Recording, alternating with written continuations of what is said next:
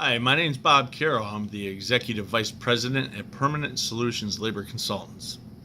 Today's the day. Today's the day I get to drop some F-bombs for legitimate business purposes.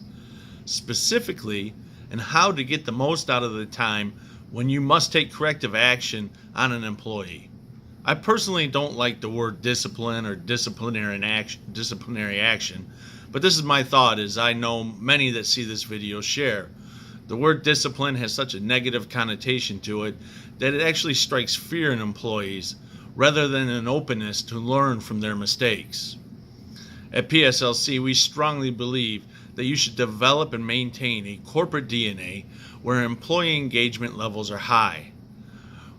When you have supervisors that actually seek satisfaction through discipline until they can get rid of an employee that they don't care for or other personal reasons, the corporate DNA can fall apart real quick.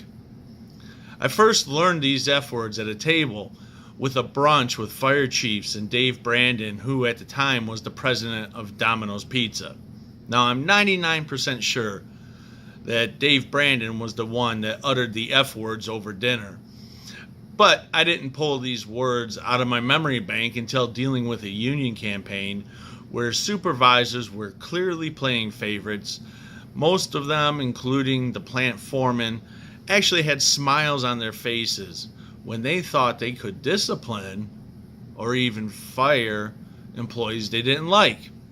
At first, I thought they were trying to target people that supported the union, but after meeting with them, I quickly realized that the corporate DNA was indeed broken, and they had a group of supervisors who found joy in writing people up and or firing them.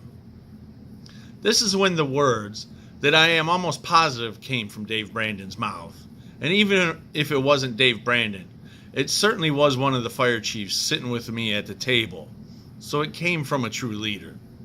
Remember, this was about 20 years ago, and I'm getting older now.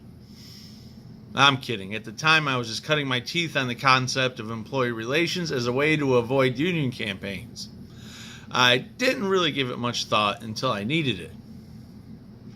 I needed it when these supervisors showed me that they were one of the direct causes of the union campaign that we were assisting management with. So, I taught them F words. F words they should use at work when dealing with employees who break the rules. Here they are. Are you ready for how simple this is and how easy it is to remember? There are 6 F words I want you to remember. I will say them and quickly break them down for you. So here you go. Find it, fix it, forget it, well-being, fast, firm, and fair. Step 1 is easy. Find the problem you need to correct. Remember, we say corrective action. Step 2 is a little tougher, but it's not impossible. It's fixing the problem. Talk to your employee and explain what he or she did wrong. Let him or her see it in the employee handbook and let him or her speak. Together, work out a solution where the problem should not reoccur. Step 3, now this is the hardest one. Forget it. Let the problem go. Whether a supervisor or a person in power has a personal grudge against an employee or is just a stickler to the rules, let it go. Let HR do their job in tracking their spot in the corrective action process. Either the employee will find a way to mend the error in their ways, or they will work themselves out of a job because they didn't work with you on step number 2, which is fixing the problem. Now, these 3 steps should be done with 3 core F words in mind. Do it fast. Don't wait to take corrective action. Do it while it's fresh in your head as a leader and fresh in the head of the employee. Don't wait until the facts are muddled up by a million other things that run through your mind in any given workday. Handle it the day of the incident if possible, but never wait more than 3 days. Also, be firm. You have to take command of the room when you're giving corrective action. Now, I'm not saying be overly friendly, or, for lack of a better words, be a jerk. I'm saying stand your ground. You know the rules. Enforce them. If you don't enforce them consistently, they are not worth the paper they are written on. And lastly, be fair. If you are playing favorites, stop. It's another one of those morale killers that hurt production, lead to you becoming a revolving door of employees, and give unions ammunition to use against you.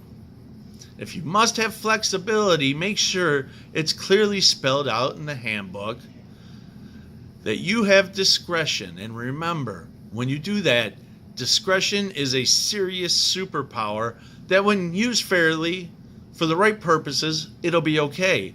But if you ever use the phrase, at the employer's discretion, maliciously, be ready for an uprising, which is not necessary when using these 6 F words.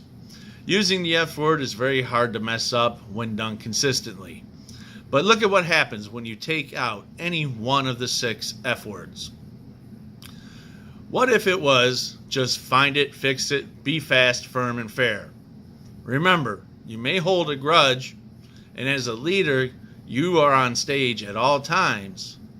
But if you don't forget it and let HR do their thing and work an unfit employee out through the right steps, you could end up with a wrongful termination suit, a drop in morale, or what we see because of what we do, possible union activity. Go ahead, take any one of the F words out. I'm sure that you can see that failure to use them all have potential for failure for a successful corrective action. Thanks again for joining me on Union Free Words of Wisdom. And remember, hit the subscribe button on your YouTube channel so that you get new content delivered right to you. I look forward to talking to you again next week, and have an amazing day. Thank you.